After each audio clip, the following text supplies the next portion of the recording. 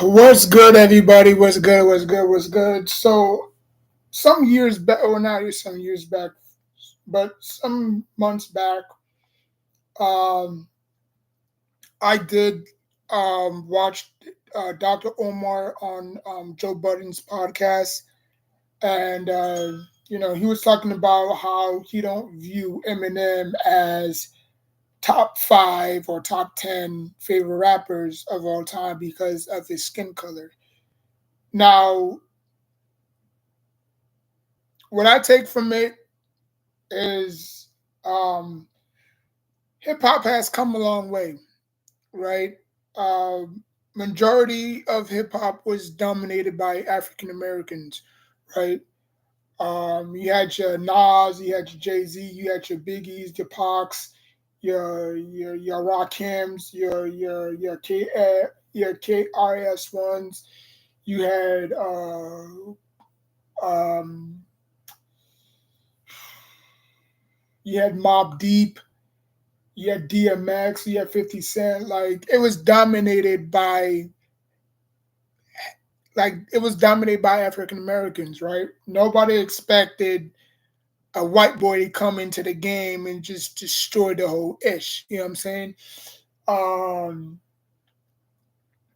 but to some people, they can't swallow that truth. They can't swallow the serum because it affects them. It bothers them that a guy that's not black is out rapping 60, 70% of these rappers, you know?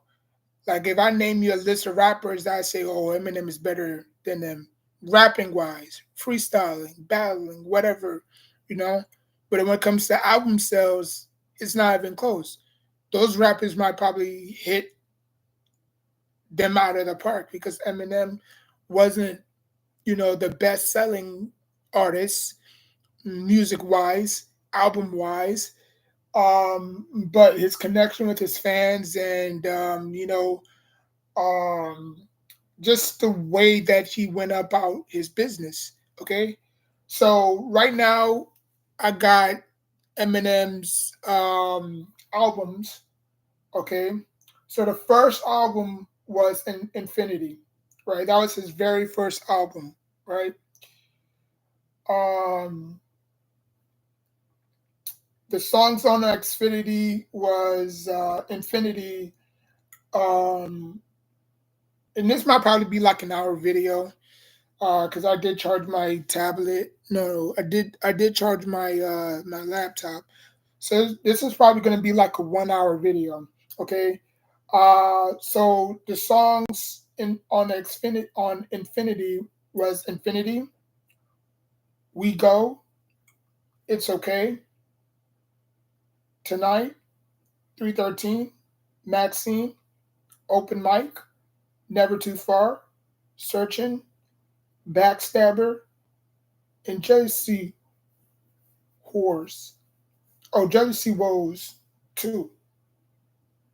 Infinity is the debut album, studio album by American rapper Eminem. It was released on November 12th, 1996, through the Web Entertainment recording sessions. Okay? And then he formed like two other groups. He had Slaughterhouse, and then he had obviously my band or D12. Um, but I was what I was saying before is like hip hop has come a long way, right? Hip hop has come a long way, and um,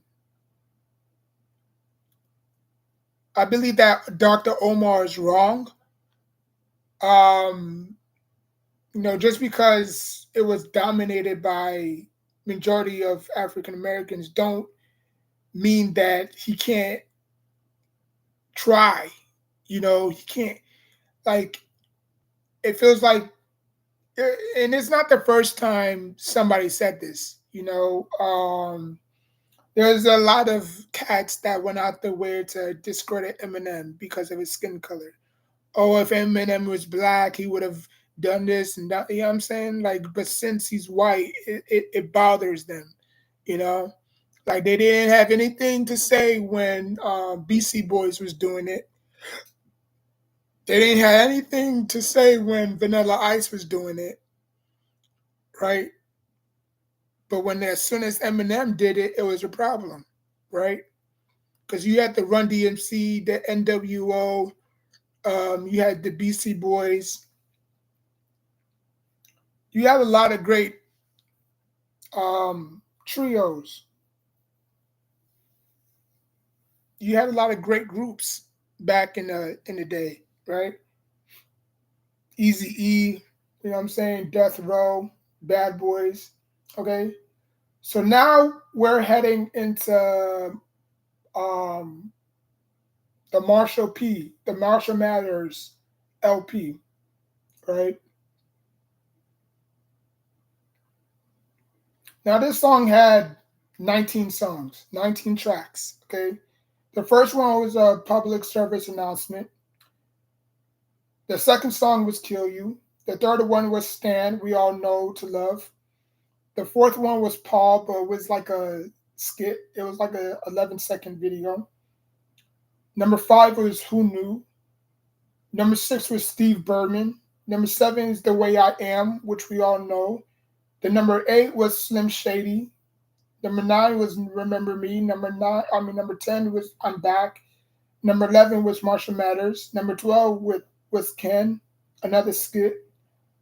Number 13 was Drug Bog.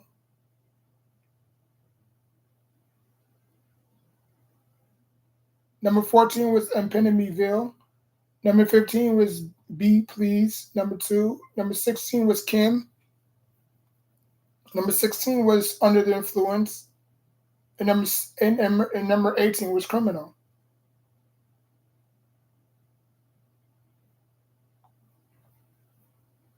And then I could just go on and on and on and on. And then after that, 2000, 2002 was the Eminem show. I had that when it came out. Encore, I didn't have. And then after that, 2010, he came back. No, 2009, he came back with Relapse. That's when he went into rehab because of, drug problems or whatever. He came back with Relapse. And then after that, he came out with Recovery. And then after that, he came out with Kamikaze, and then after that, he came out with this with the Marshall Mathers. No, no, no. First, it was the Slim Shady LP, and then it was Infinity, and then it was Marshall, and then it was the Eminem Show, and then it was Encore, and then it was a whole bunch of other albums, Curtain Call. You know what I'm saying? And then after that, um, he had like two groups. He had D12, right? He formed two groups. He formed D12, which is kind of like a funny group, nothing to take serious, Obviously, Proof, that was his homeboy. He passed away. Bizarre, Bugs, Porter, DJ Invincible. You know what I'm saying?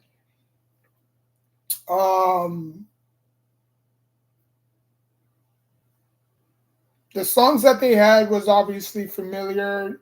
They had My Band, they had Under Influence, they had Purple Pills, they had Fight Music, they had American Psycho, Rap Game, 40 Ounce, How Come, Ish You On, Girls, Get Up, Pimp Like Me, Pistol, Pistol, Pistol, 6 in the Morning, Ain't Nothing But Music, American Psycho, Blow My Buzz, Get My Gun, Ish Can Happen, and Devil's Night.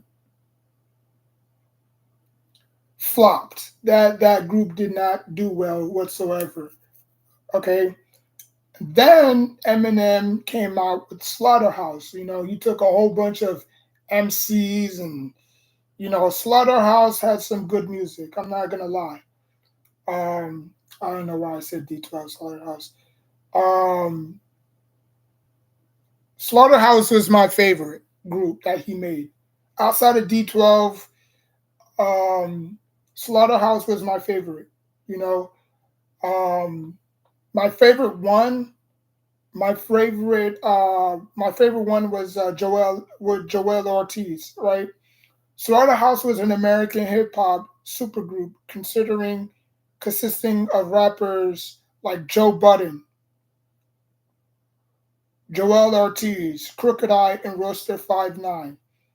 They released their infamous debut studio album Independent in 2009 and signed to Shady Records and imprinted Interscope Records to release its following upcoming Welcome to Our House.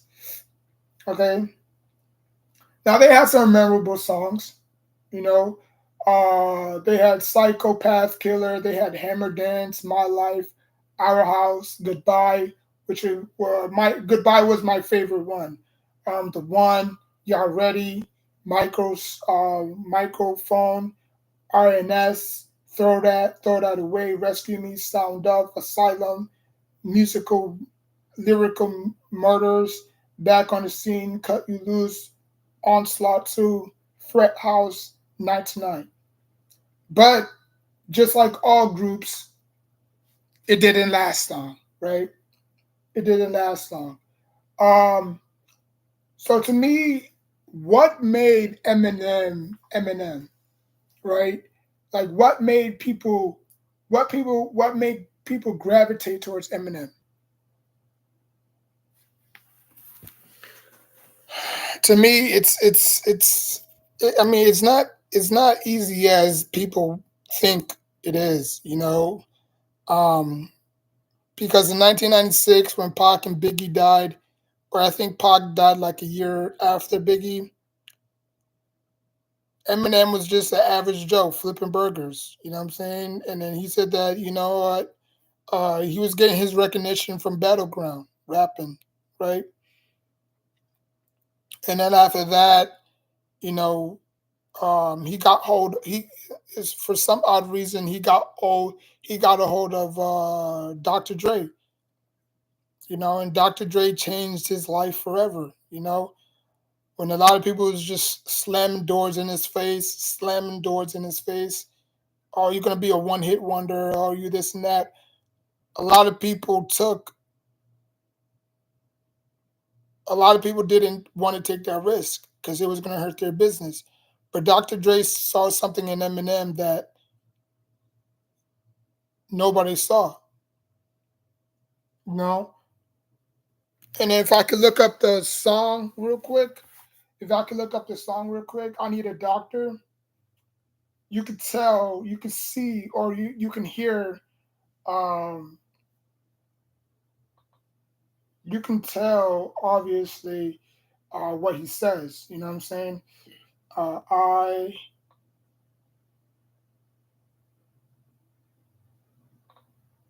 I Need a Doctor, written by Dr. Dre, obviously. So we're gonna obviously just then this was like, hold on. Okay, I need the lyrics. I need the lyrics part.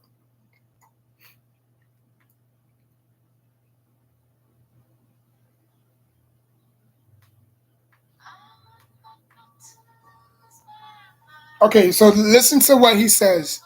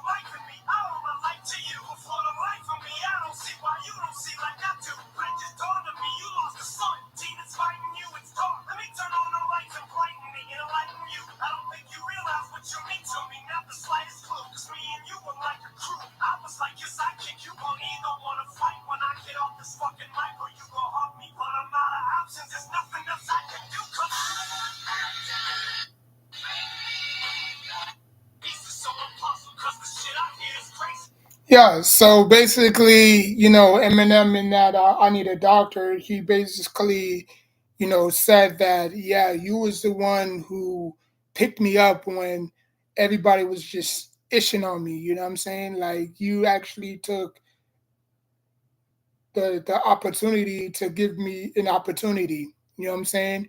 And for that, I owe my dedication to you, I owe my gratitude towards you because you the one who believed in me when no one did, you know. So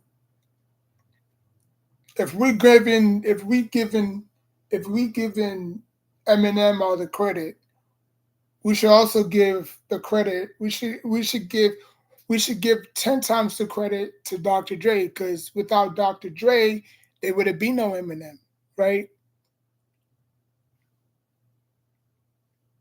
Dr. Dre gave Eminem a platform. Oh look, I'm trending. Yeah. But anyways, Dr. Dre gave Eminem a platform, you know, and he took that platform and he ran with it, And for people like Omar Johnson to say that, oh, you know, he didn't say he didn't like Eminem or he disliked Eminem. He just thinks that Eminem is not top five, top 10 MC of all time. You know. Now Dr. Omar, um, he's one of those old heads. He likes his old school music. I don't know I don't know what type of genre. Um,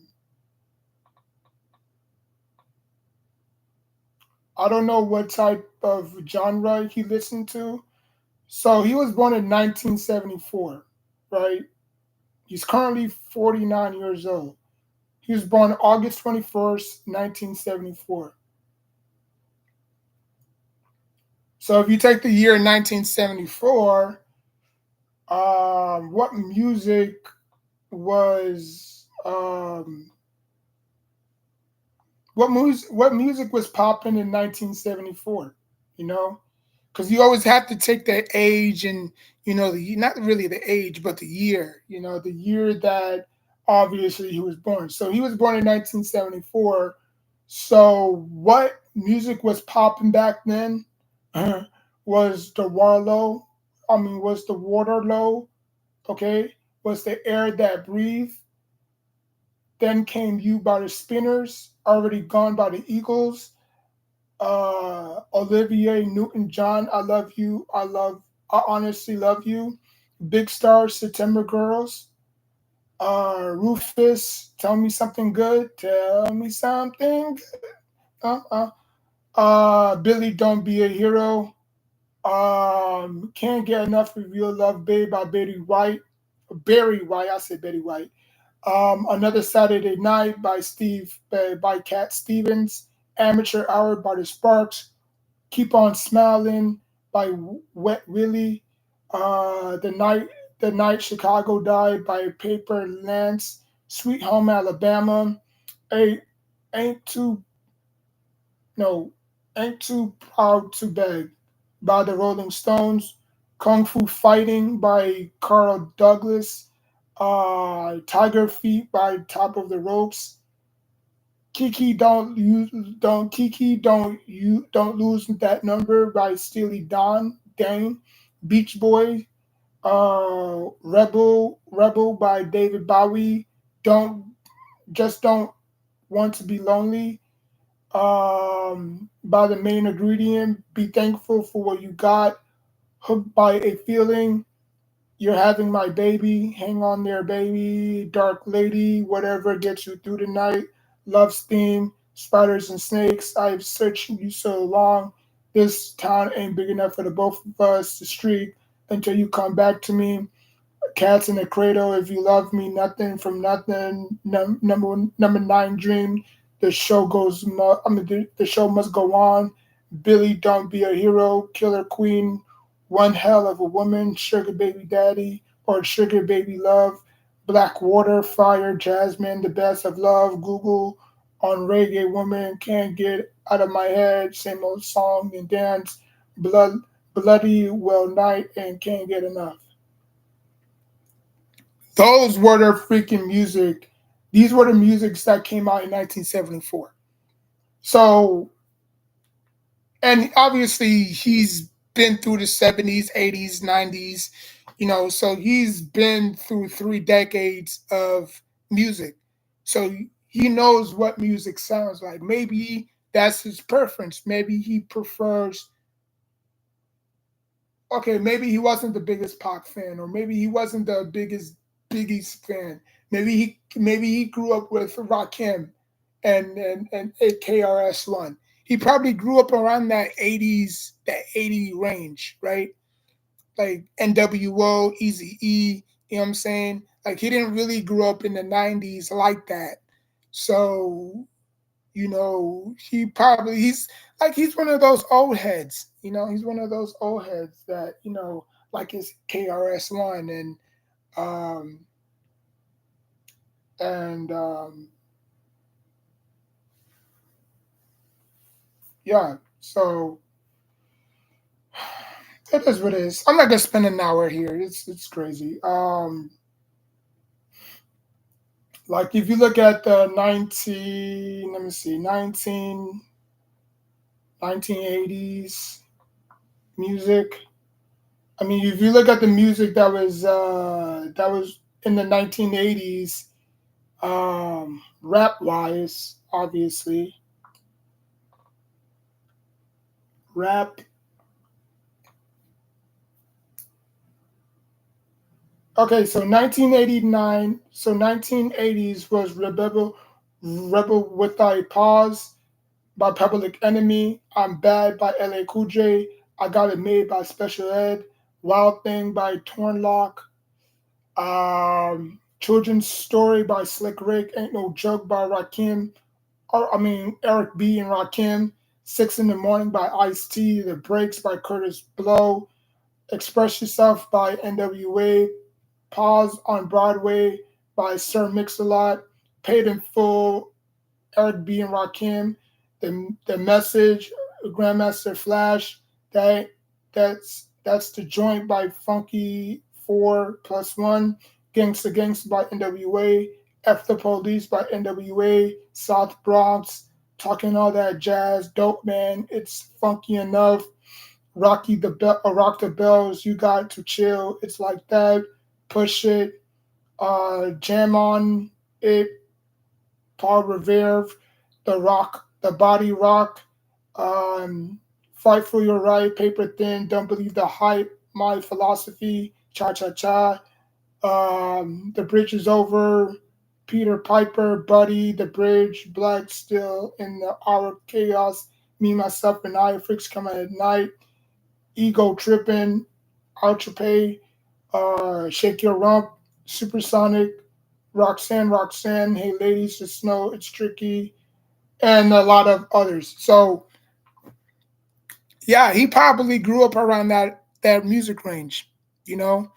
So for him, his mind is still stuck in that 1970s, 1980s mindset. Like he likes rap without all the bloodshed, all the cussing, all of this and that. You know what I'm saying? I'm not saying that the 1990s came with that, but obviously due to the deaths of Biggie Smalls and Tupac, the 90s was not the same, because we didn't really have, like, think about it, the 1980s versus the 1990s music wise, there was nobody in the 1980s that got killed, you know? There was nobody in the 1980s, in the 1990s, in the 1980s that got killed. But if you look at the 1990s, yeah, two legends got killed over silly beef.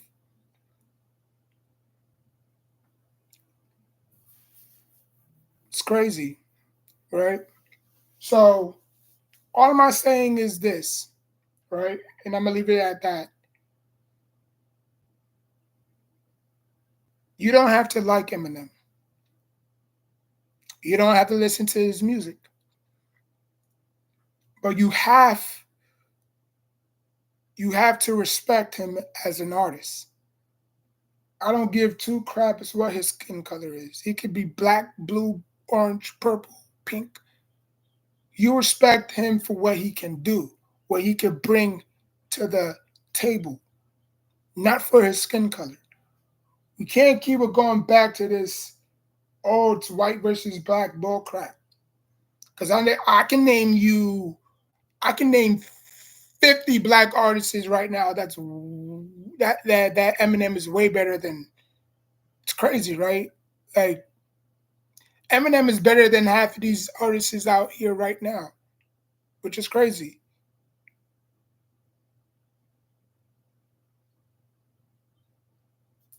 So this whole notion that, oh, Eminem is not in my top five, top 10 because he's, black. That's because he's not African American. That's I can't fathom that, you know. Like for me, I don't even have The Rock in my top five. If I have to put a Mount Rushmore on my top five greatest wrestlers of all time, The Rock is not in it. So that means I'm racist too, right? Because I don't have The Rock in my top five. He's a great entertainer. He was never a great wrestler. Two totally different things. Like he could come out electric, get the fans pumped. He could say all the right things, but he couldn't work. He couldn't fight worth a lick. I'm not gonna name my top five, but he's just not in it. He's in my top 10 though. He's probably number 6. But since we're just doing Mount Rushmore, this is just 5. So yes, he's on my top 10. If I had a top 10, then he would be on it definitely. But as a top 5, no.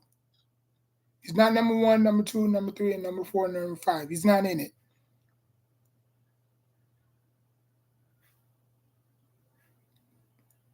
My favorite comedians, my top 5 comedians. Guess what? I have Will Ferrell in there. Will Ferrell.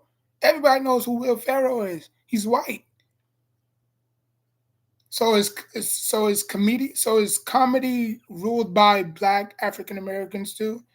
It was in the 70s and 80s, in the 90s, right? We had Richard Pryor, we had Eddie Murphy, we had Martin Lawrence, we had Dave Chappelle, we had a lot of upcomings, we had a young Kevin Hart, Bernie Mac, like the list goes on.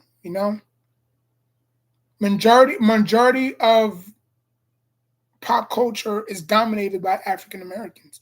If you look at sports, politics, music, whatever, it's dominated by African Americans. Hell, Tiger Woods went into a freaking white sport and made it popular.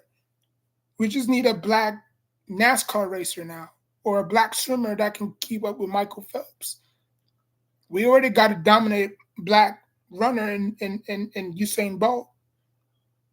So, like, come on, man, what are we doing? What are we doing?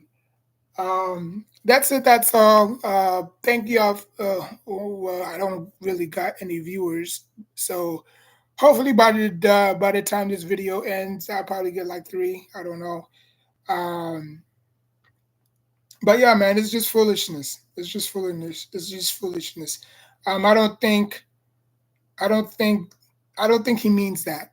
But then again,